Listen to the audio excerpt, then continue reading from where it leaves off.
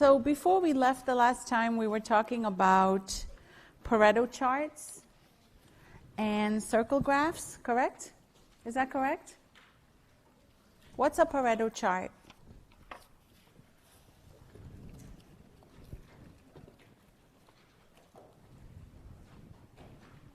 What's a Pareto chart?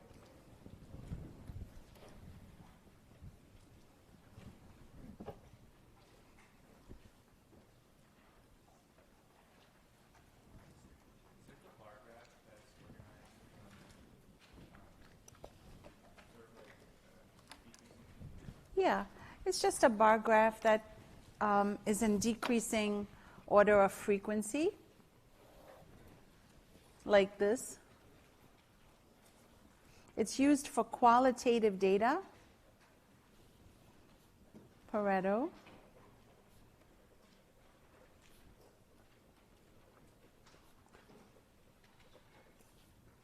What are the two scales for qualitative data?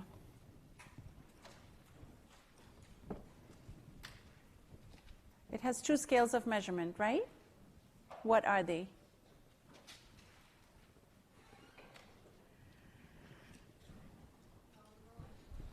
Nominal and ordinal, right.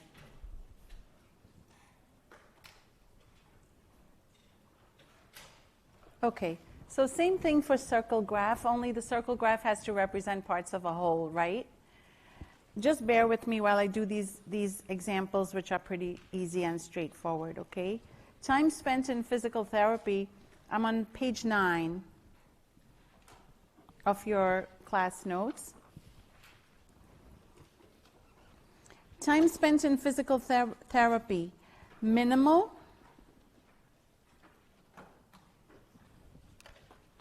moderate, lengthy. And then they give you the frequency, 249, 74, and 177. And it says create a circle graph. So, first of all, what kind of data is this? What kind of data? Meaning what scale? What scale is this data? What do you think?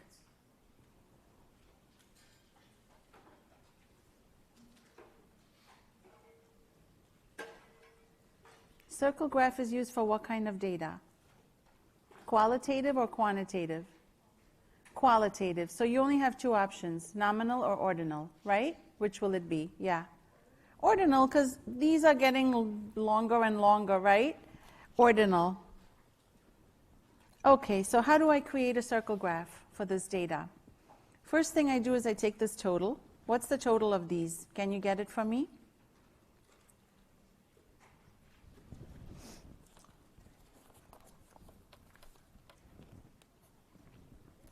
The total is 500, guys, right? 500. So I'm interested in the fraction that belongs to that category. So 249 divided by 500 is roughly 1/2, right? 0.5. So multiply that by 360 degrees, because there's 360 degrees in a circle, right? You want to know how many degrees in that sector. So 0.5 times 360 degrees will give me 180 degrees. So I go to a circle and I create a sector 180 degrees and I call it minimal. And in here I don't write 180 degrees, but I write 50%. So 50% of all physical therapy is minimal. That's what this is saying. Then you go to 74 divided by 500, and that is 0.148. Take 0.148 and times by 360 degrees. So it's about 53 degrees. So you go here and you create a sector about 53 degrees, and you call it moderate. And you write 14.8%. and the rest is lengthy. Follow me?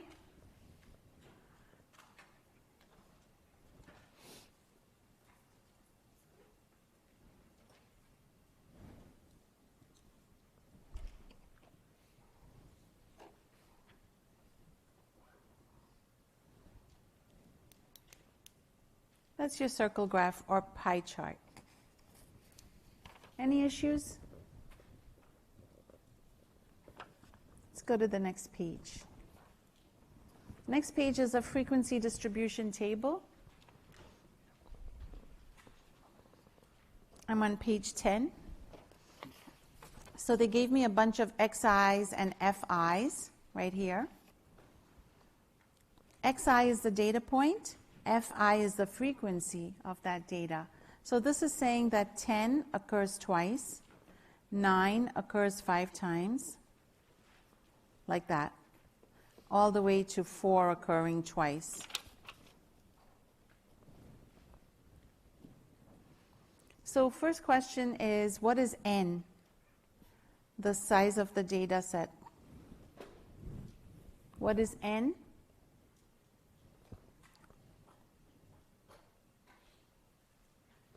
N would be the sum of the frequency column, because that's how many numbers you have. So my frequency column has 19 numbers. The next question is find X bar 19. That's the sample average, right? How should I do it?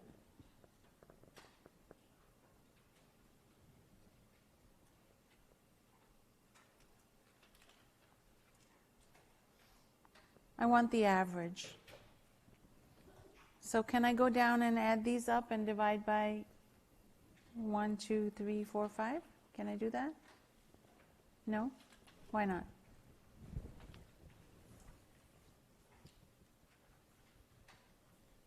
If not, what should I do?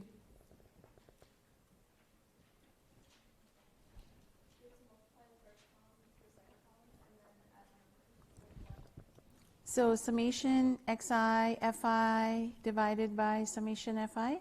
Does that make sense?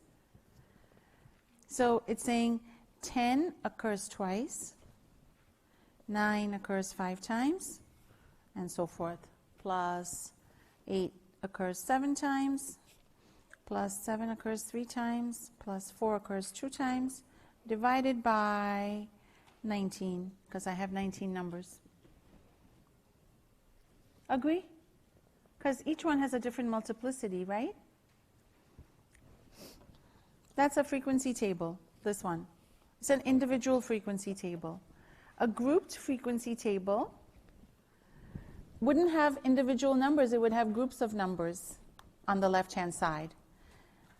Let me show you a grouped table. Here's a grouped table. So this grouped table has the lower numbers on the bottom. See this? 5 to 9, frequency 3. 10 to 14, frequency 2.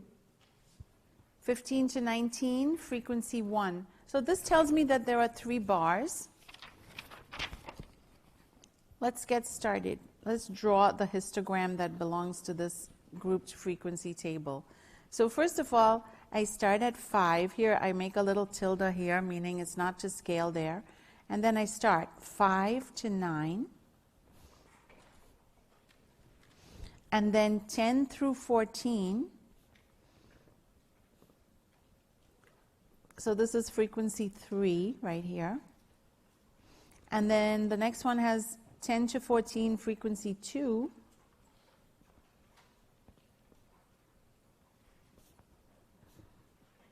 And 15 to 19, frequency 1.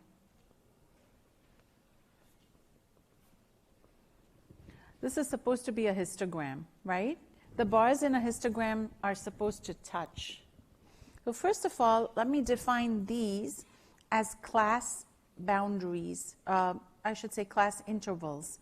And these are class boundaries. Let me get to explaining that. So this one is called the lower class limit, and this is called the upper class limit of the first class. But clearly there's a space in between the bars here, and I need to eliminate that space. So the way to do that is to move all the lower class limits down by a half and all the upper class limits up by a half, so that now it's going to look like this.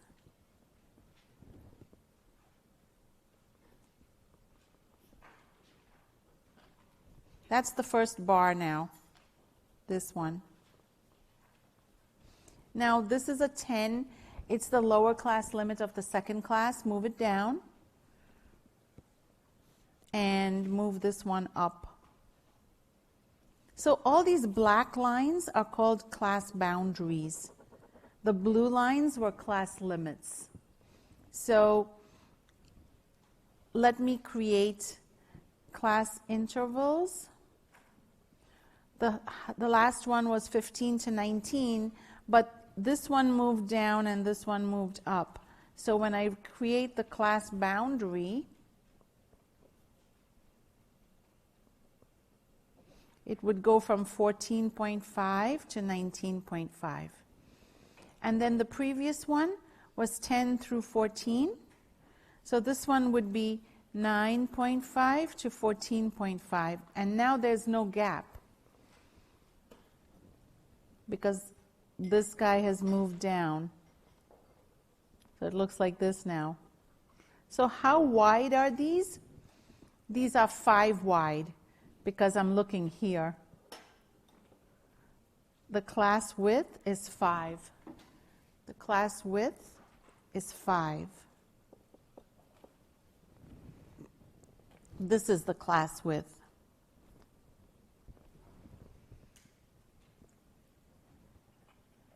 So now the bars touch.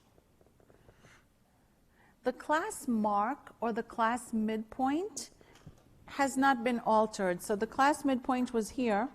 It's just the average of 5 and 9, which is 7. And the class midpoint here is the average of 10 and 14, which is 12.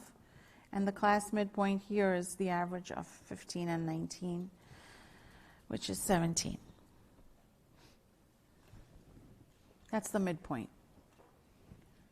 The only reason I need the midpoint is if I were to create a frequency polygon, I would need to connect the midpoints. So a frequency polygon would look like this. Take the midpoint at the height, take this midpoint at the height, and take this midpoint at the height, and just connect them using straight lines. And then you have this line hanging in midair, which is unacceptable. So you create another class here with 0 frequency and tie down this graph to the horizontal scale. Do the same thing on the other side, like that. That would be a frequency polygon. So that's what I needed the midpoints for. Follow me? Question?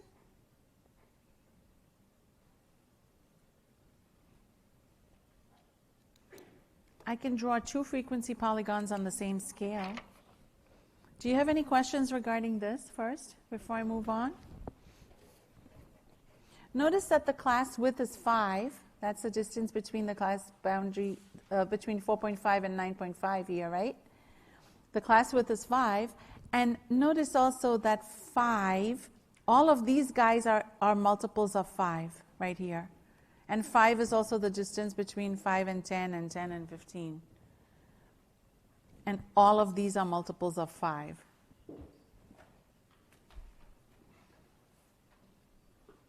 Let's look at the next page.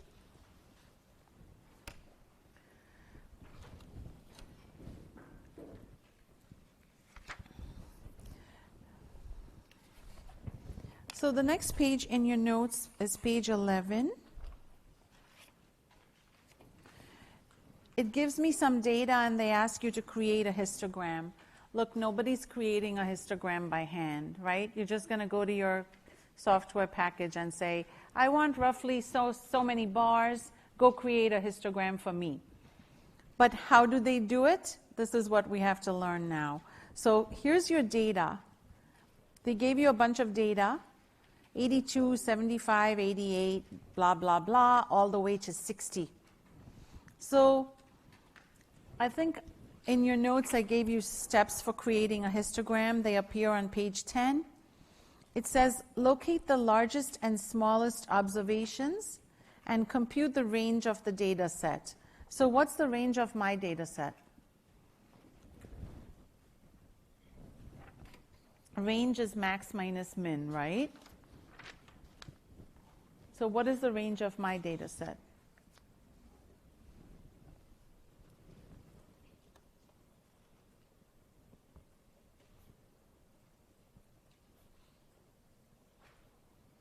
So what's the maximum number you see here, guys?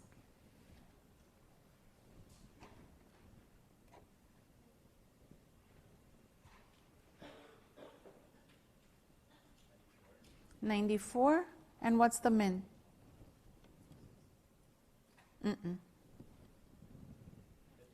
53. So the range is 41.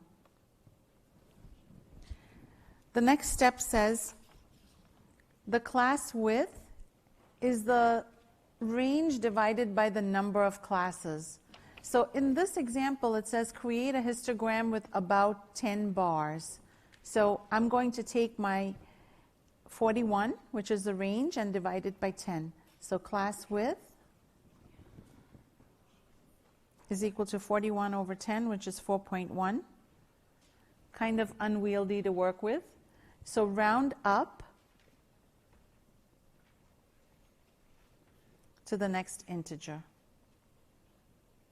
which is 5.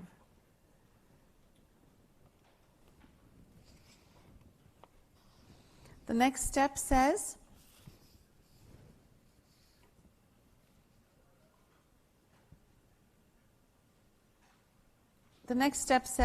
the bottom score in each class interval should be a multiple of this class width.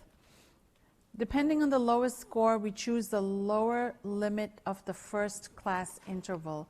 So you guys told me that the minimum was 53, right? So I have to accommodate the 50s because the lowest value is a 53. So start here with the multiple of 5. These are all multiples of 5, the lower class limits. All lower class limits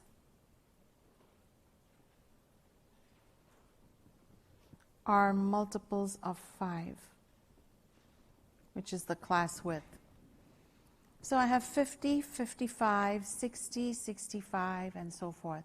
And I stop at 90 to 94 because my largest value is a 94. I don't need anything more than that.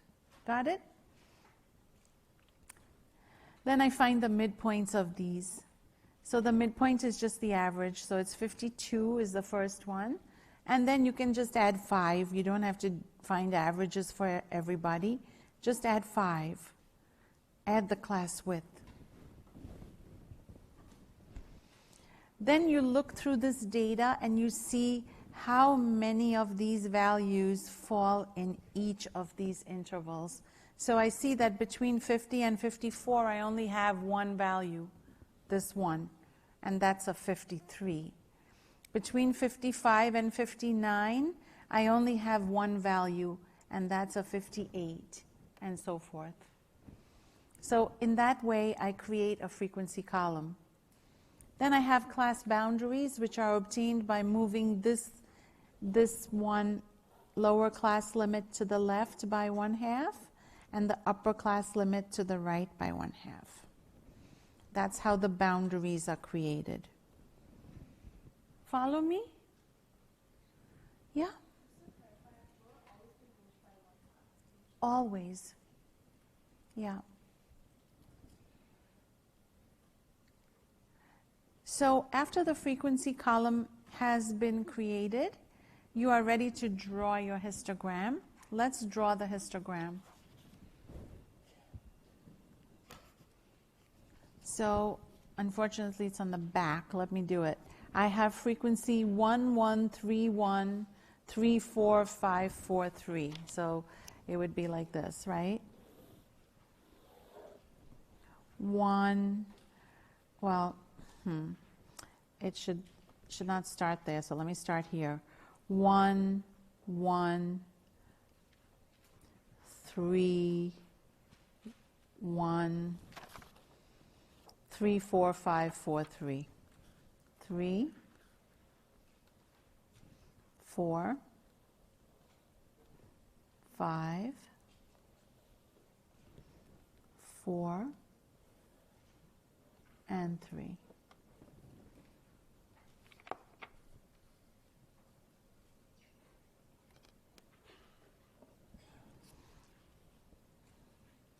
And I should label them properly.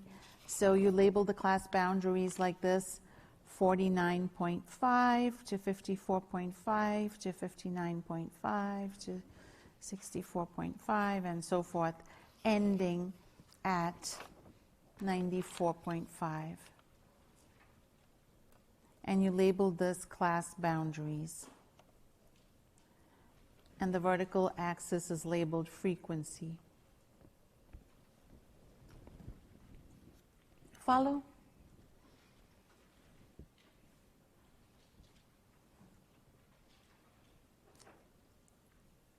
You only see 9 bars, right? Did you notice there are only 9 bars? Look, 1, 2, 3, 4, 5, 6, 7, 8, 9. This thing is missing. This thing shouldn't be here. So what's up with that? How come there are 9 bars? I thought they wanted 10 bars and I divided 41 by 10. The range was divided by 10. So what's going on? What do you think is going on?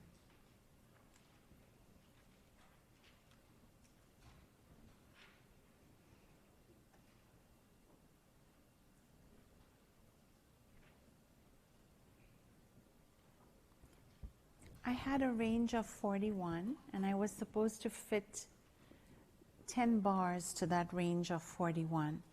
And the class width was supposed to be 4.1, right? All of a sudden, I end up with 9 bars instead of 10 bars. Yeah. I rounded what? Yeah, I did. It was supposed to be 4.1 and I rounded up to 5 to make it easier to work with, and so I ended up with 1 less bar. And that's okay. Not a problem. What is the shape of this histogram, do you know?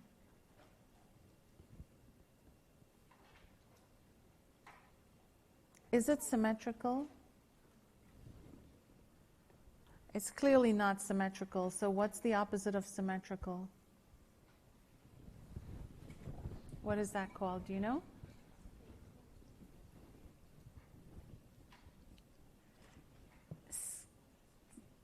Skewed, right. So this is skewed. Skewed which way? Right or left? Huh? Right? Why right?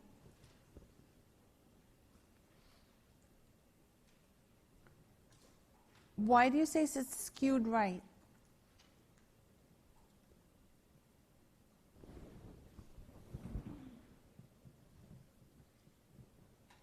Does anybody think it's not skewed right? This one is skewed left. So this direction of the skewness is not where all the data lies. The direction of the skewness is the direction of the long tail. Since the long tail is on the left side, this is skewed left. So skewed left histograms look like that. It has a long left tail. Like the exam grades on an easy exam would be skewed left. You're looking at me like you don't believe me. Trust me, that's how it is. The direction of the long tail is the direction of the skewness. So lots of high exam grades, right? That's skewed left. Does it have to be the value of it as what? Does it have to be the value for what? You will have a handful of low observations, but you'll have lots of them, lots. In other words, here's a symmetric distribution, and here's a skewed left distribution. So a skewed left distribution has a particularly long tail. So you'll have values here that are low. But this was an easy exam because there were lots and lots of high grades. A little bit deceiving.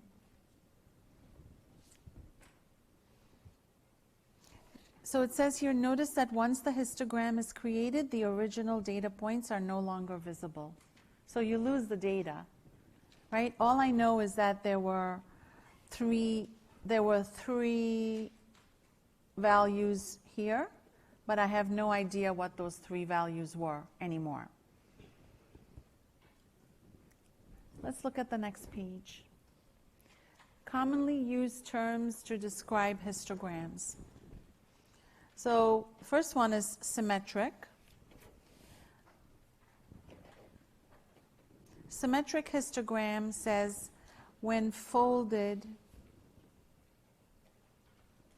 vertically down the middle,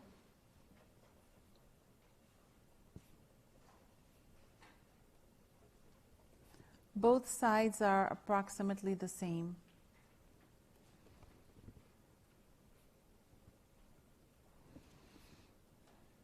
So something like this would be considered symmetric.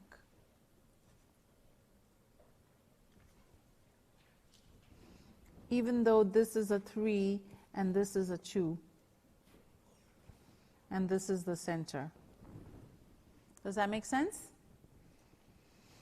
Roughly the same. It doesn't have to be exactly the same.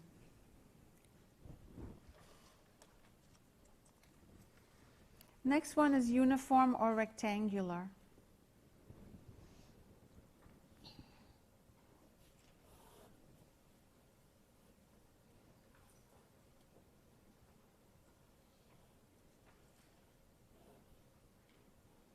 That's uniform or rectangular, even though this is a 5 and everybody else's frequency is a 4. Roughly the same. All frequencies are roughly the same. All Fi roughly the same.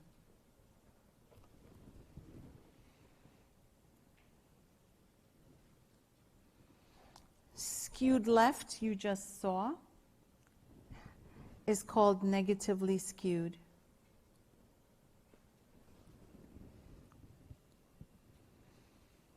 Skewed right means long right tail. It looks like this.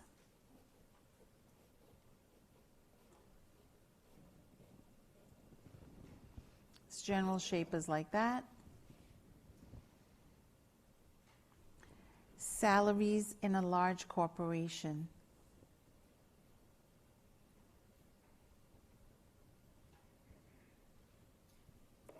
Are skewed right.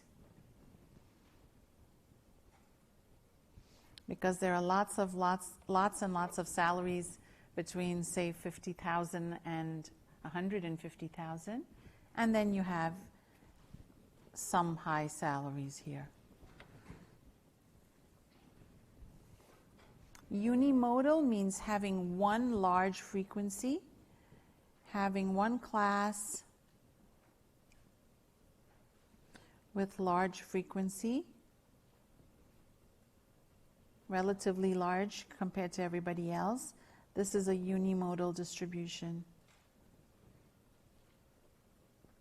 Unimodal.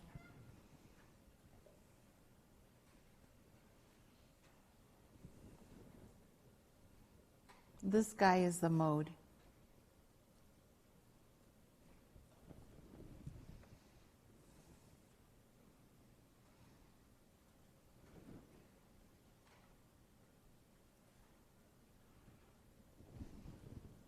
So the mode here is 7. The frequency is 10 at that point. like that.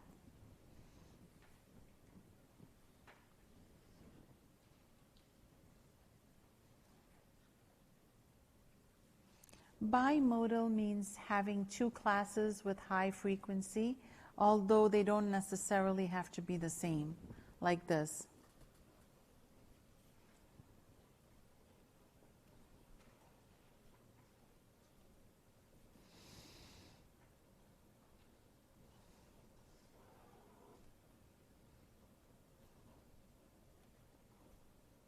Mode 1, Mode 2.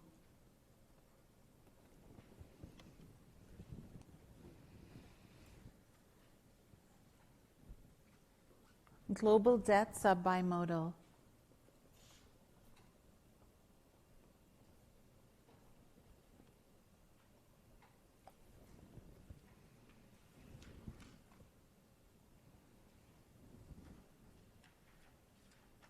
So in a bimodal distribution, the modes need to be separated by, they need to be separate peaks like this.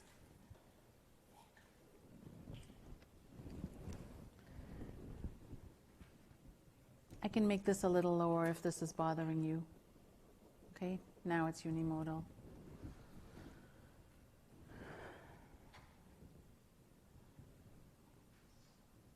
It's fairly straightforward, right? Let me know if you have any questions. Can something be bimodal and symmetric? Yeah. So if I fold it down here, vertically down the middle, if both sides are roughly the same, it could be bimodal as well as symmetric. Next. So the standard trick question on the exam is the following. I give you a distribution that looks like this. I'm just trying to figure out where I can write. Here we are. If I give you a distribution like this,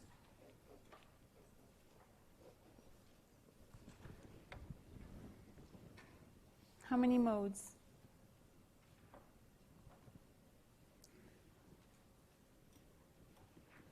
How many modes? 2? 1? Yeah, it's unimodal. There's only one peak. For something to be bimodal, it has to be, the peaks have to be separated. And that's not the case here. So this is unimodal. This is bimodal. Get it?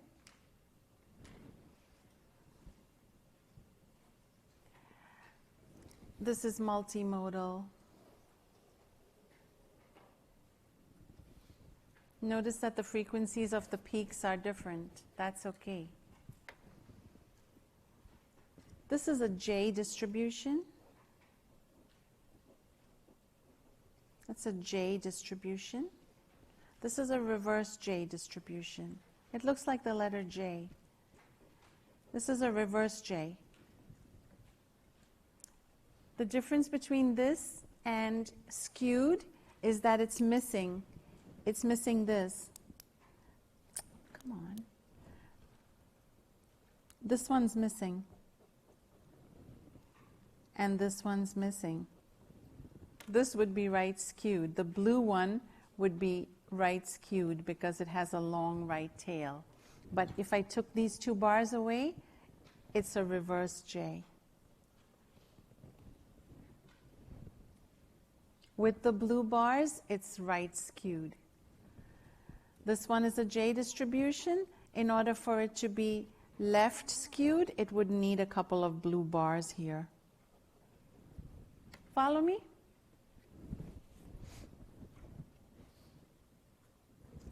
So one more time on the frequency polygon. Here's a histogram.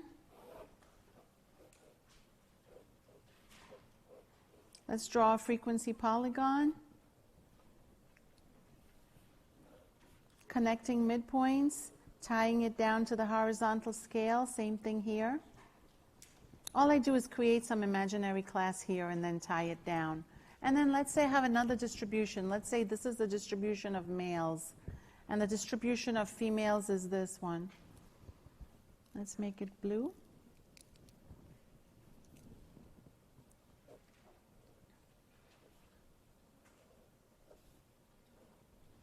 So here the midpoint would be this, and this, and this, and again I tie it down to the horizontal scale. So now I can look at two different distributions on the same axes. Follow me? The blue one being females, the black one being male. It allows me to compare several different histograms on the same set of axes. All I've used is the class mark. Class mark is another word for midpoint. Let's talk about stem and leaf plots. Is there anyone here who hasn't seen a stem and leaf? It looks like this.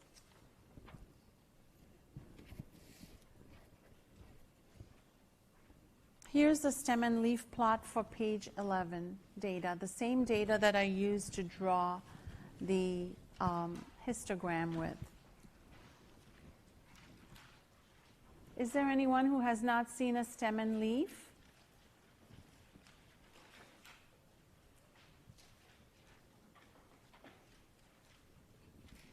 So I went through the data that started at 53 and ended at 94, right? I made one pass through the data and I collected all the leaves being the ones units, the ones, and these are the tens, right? You've seen a stem and leaf, so I don't need to start from scratch, right? And then I went back and I ordered the leaves. This is an excellent mechanism to order your data quickly. So if I give you a bunch of jumbled data on the test, don't bother to stick it in your calculator. It'll take more time than drawing a stem and leaf plot. So how come this doesn't look like my histogram? If I turn it 90 degrees, if I rotate this 90 degrees, that doesn't look like the left skewed distribution that I came up with 5 minutes ago, does it? Why not?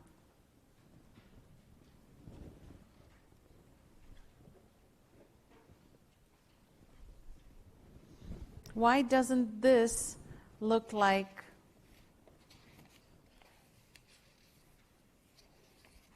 this? Shouldn't it, if it's the same data? Yes.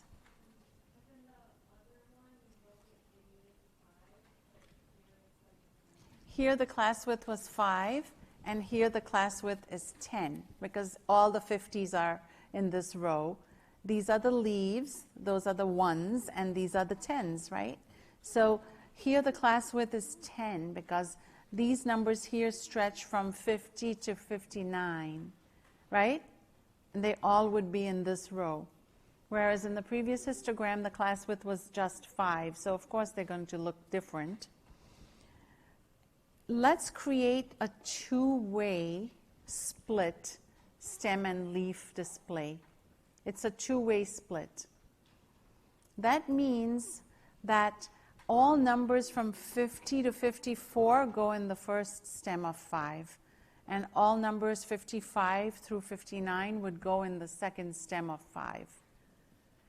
And the same thing for the 6s and the 7s and the 8s and the 9s. Now it's going to look like your histogram. This is your left skewed histogram that you had before. Remember? Same thing. So there are only two ways to split your stems. You can have a two-way split, like I have here. So the 53 would go in the first stem of the 5, and the 58 would go in the second stem of 5. You understand me, right? I could have a two-way split, or I could have a five-way split. Those are the only two ways to split, because I'm trying to split 10 numbers, and the factors of 10 are just 2 and 5. So this is a two-way split, and I guess I didn't write a five-way split, but I could do so in a second. So if I wanted to write a five-way split for this data, it would look like this. The 50 and the 51 would go in the first stem of 5. The 52 and the 53 would go in the second stem of 5. So there would be nothing here, but the 53 would go here. Follow me? And the 54 and the 55 would be empty also. And the 56 and the 57 would be empty, but the 58 would go here. You get it? And I do that for all the numbers. Why in the world would I want to have a 5-way split, do you think? How could that ever be useful? When is that useful is my question. Why would I want a 5-way split? Doesn't this seem a little excessive? When would it be helpful? Yes. Yes, exactly right. If my data ranges from, say, 50 to 60, and I have lots of data, let's say I have 200 data points, and they are only in the 50s and 60s, if I didn't split that data, I would only have 2 rows of data and no histogram. So in that case, I would create a 5-way split so that I have 10 bars, right? 50, 51, 52, 53, and so forth. Are you with me? Okay. Let's see, what's next? Then there's back-to-back stem and leaf, which is on your page 6 of your class notes. So let's say I have 2 data sets. One data set looks like this. 40, 42, 43, 44, 46, 48, 52, 53.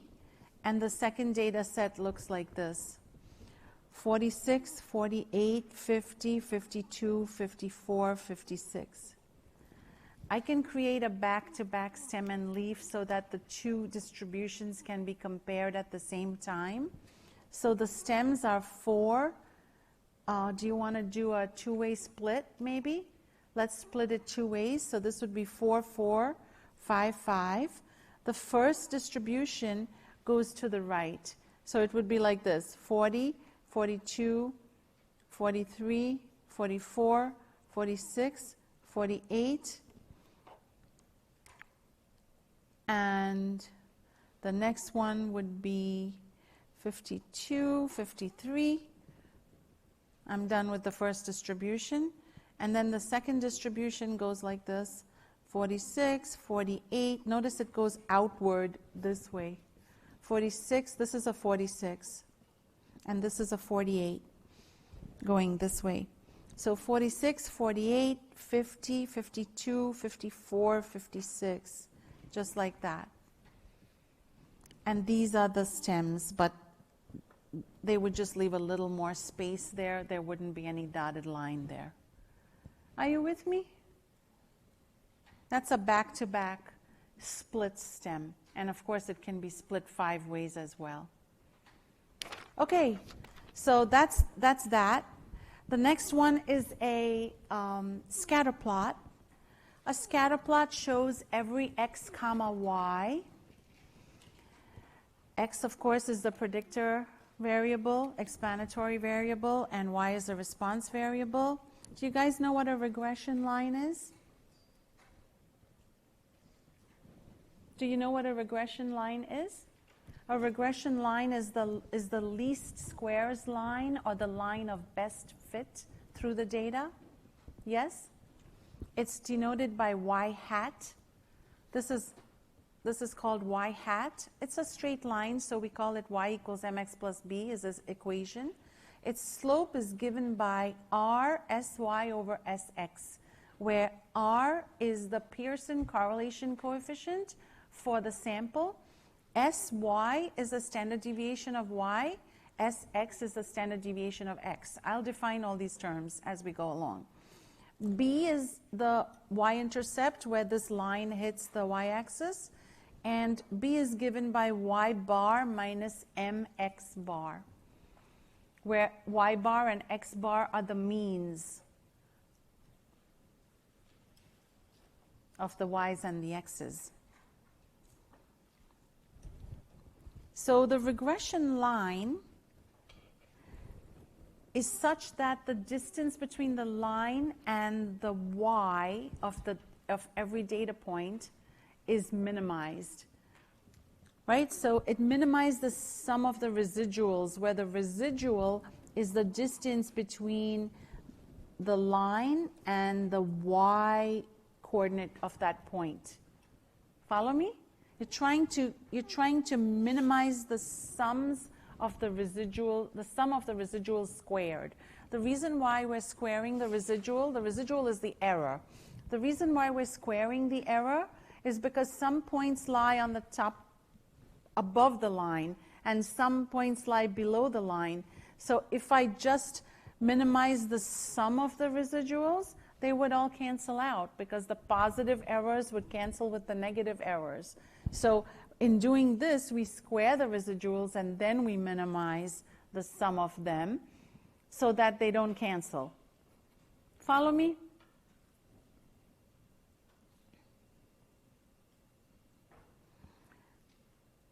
So put down these equations right here.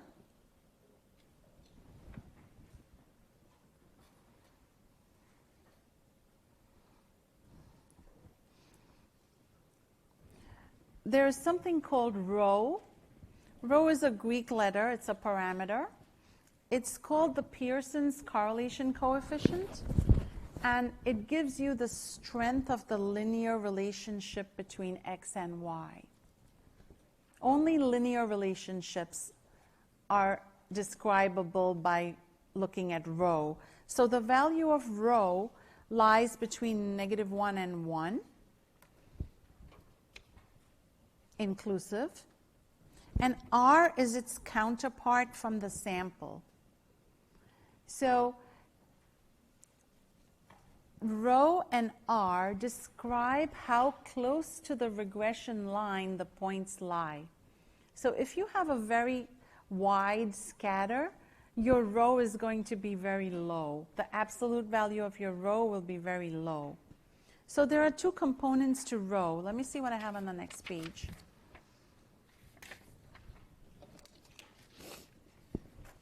This is page 7 in your class notes. So there are two components to rho. There is the sign of rho, which is either positive or negative, and then there is the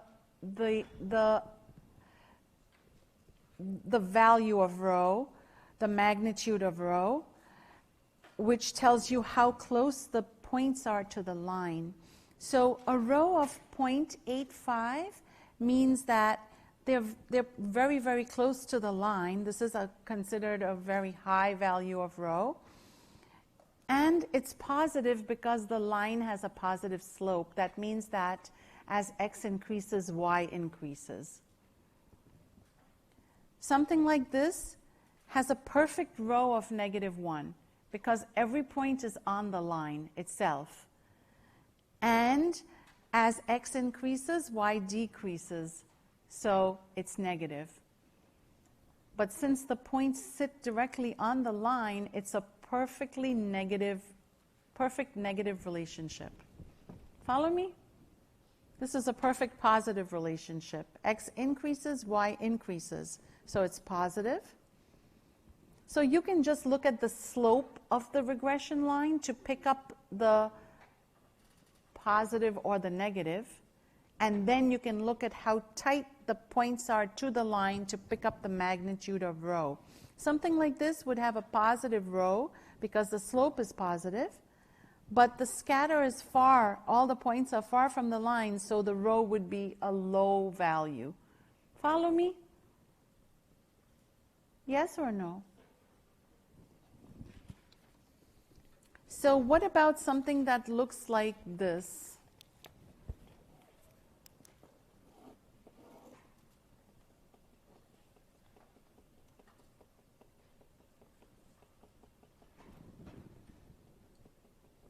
What do you think?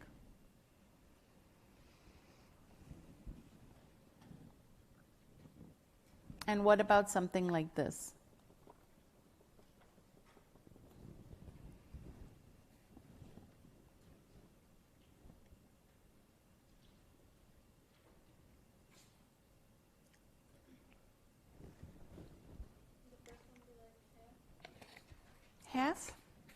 Why? 0.5, like that? Because they're kind of far from the line. Where's the regression line for this one? Like this?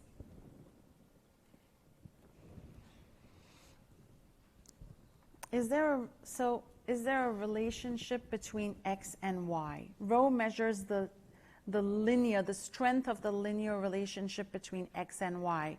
So is there a relationship between x and y if this is what the regression line looks like? This is saying that x can do whatever it wants.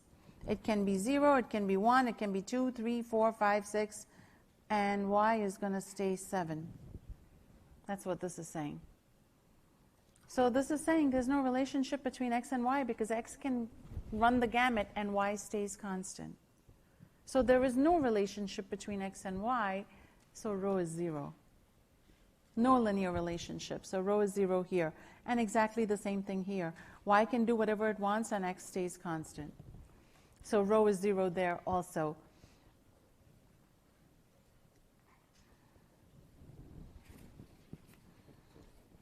And then this is a test question, a typical test question. They give you 2 lines, 2 scatters, 2 scatter plots, 2 lines. And then A has the higher rho, it says, true or false. So A does not have the higher rho. They both have positive values of rho because the slopes are positive. But the one that has the points on closer to the line or on the line would have a higher rho. So B would have the higher value of rho. Right? Is there any confusion at all?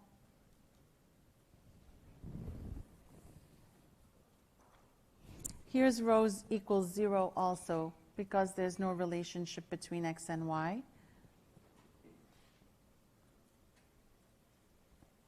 And if you have some kind of quadratic or cubic relationship, anything nonlinear, rho would not be appropriate. Mind you, if you stick it in your calculator or in your SAS or SPSS, it will give you a value of rho, but that value of rho is not relevant. So a scatter that looks like this, you would not look at the rho. The rho might come out to be 0.4, but that's garbage. Because rho only applies to linear relationships between x and y. Follow me? Okay. So that was page 7.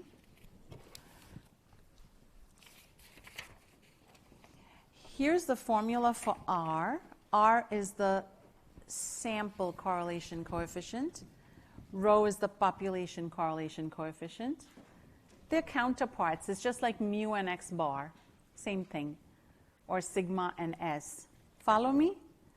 If you're talking about a population, it's this guy. If you're talking about a sample, it's this guy. The formulas are the same for both of them.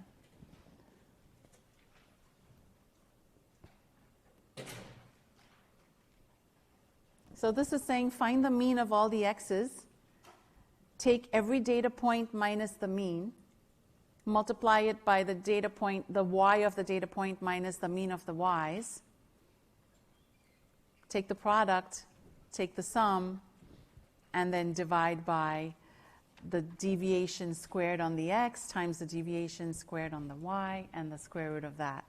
That will give you R.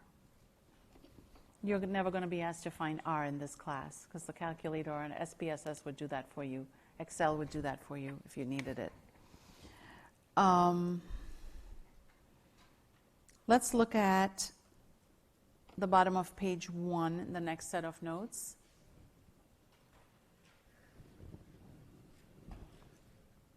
Discrete versus continuous random variables. Discrete random variables are a result of counting. Continuous random variables are a result of measuring. Discrete random variables have probability mass functions, and continuous random variables have probability density functions. What is the difference between a mass function and a density function? Let me explain this to you. So when you have a discrete random variable, like this one right here, you only have two values. Let's say this is the outcome in a game of chance at Atlantic City. There are only two outcomes. You can lose $100, and that happens most of the time. The probability is 7/8. Or you can win $54 with probability 1/8. That's what this is saying. It's a mass function because these two values have masses of probability associated with them. And there is no probability in between them. Meaning you don't have a value in between this and this with any probability. Notice that the sum of these probabilities is 1. And each of these probabilities is non-negative. Those are the two rules required for something to be a mass function. So not only does the summation of the probabilities have to be 100%, but that's this rule, but each of these probabilities has to be non-negative, which they are. And they add up to 1.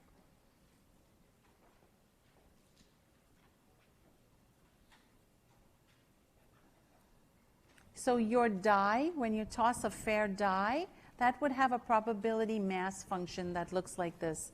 Xi, P of Xi, 1, 2, 3, 4, 5, 6, with probability 1/6 each. The summation is 1. That's the mass function for your fair die. Very different from a continuous random variable. This one is discrete. This is a discrete random variable. It has a probability mass function. Very different from a continuous random variable which has a probability density function looking like this. F of x equals x over 8. This is a linear density function. It looks like this. Y equals x over 8, defined on the interval 0 through 4, like this.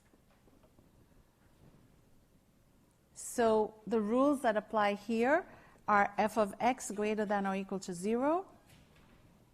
Just like the probabilities had to be non-negative, so does the probability density function in this case have to be greater than or equal to 0. And additionally, the integral from minus infinity to infinity of f of x dx equals 1. These are the counterparts to this. Summation p of xi equals 1 and p of xi greater than or equal to 0. This is discrete. This is continuous. Are you with me or no?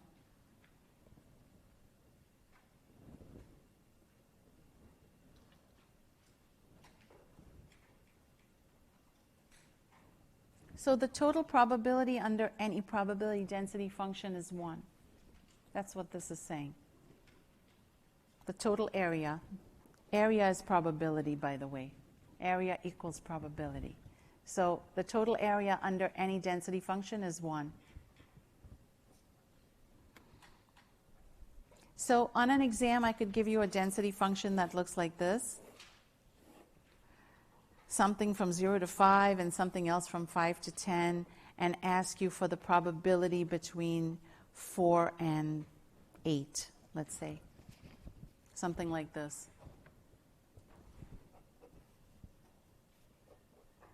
This is f of x, this is g of x.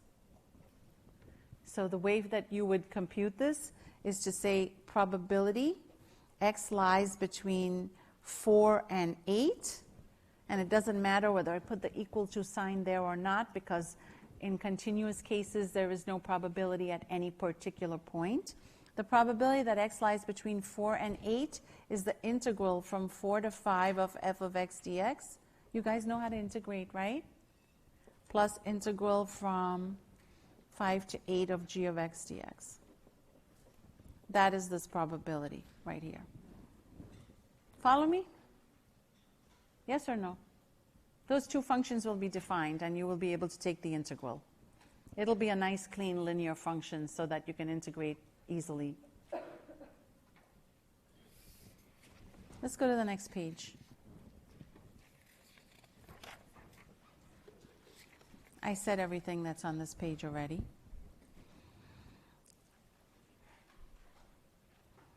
What's going on the bottom of page 3, do you know? What is all this mu and stuff? What's going on here? Anything?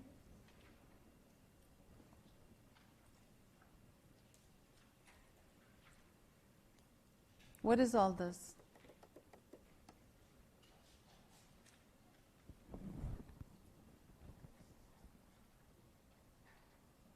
Hello, is anybody awake? What's going on at the bottom of this page 3, right here? What is all this? What is all this stuff? Do you know?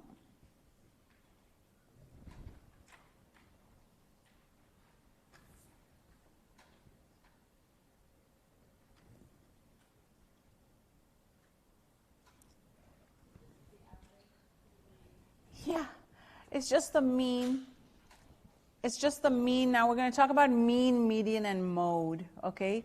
So this is the population mean, mu. Mu is, it's a parameter. It's a Greek letter, so it belongs to populations.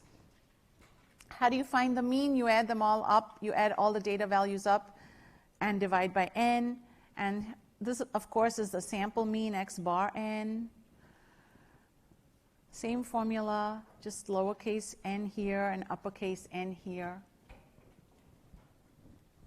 Can you take the mean of dichotomous data? Is there such a thing as taking the mean of dichotomous data? What is dichotomous data? What does that word mean, dichotomous?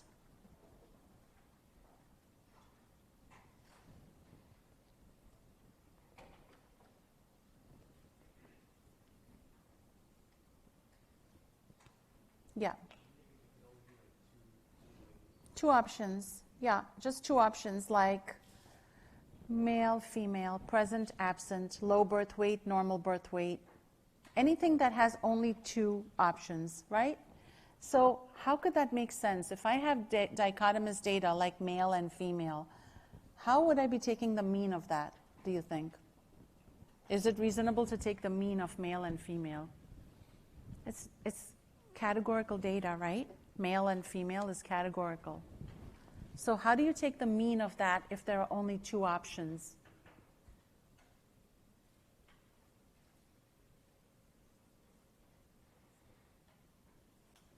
Any idea?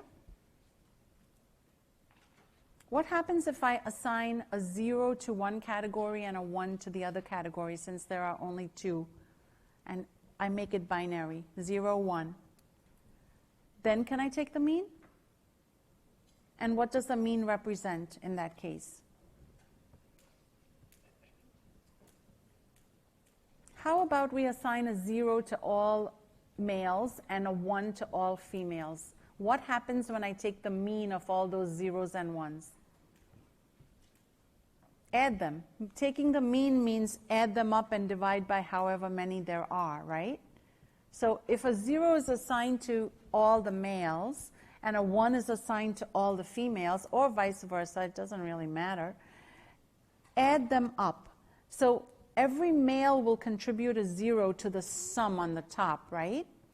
And every female will contribute a 1 to the sum on the top. And then you're going to add up all those zeros and ones, and you're going to divide by however many people there are.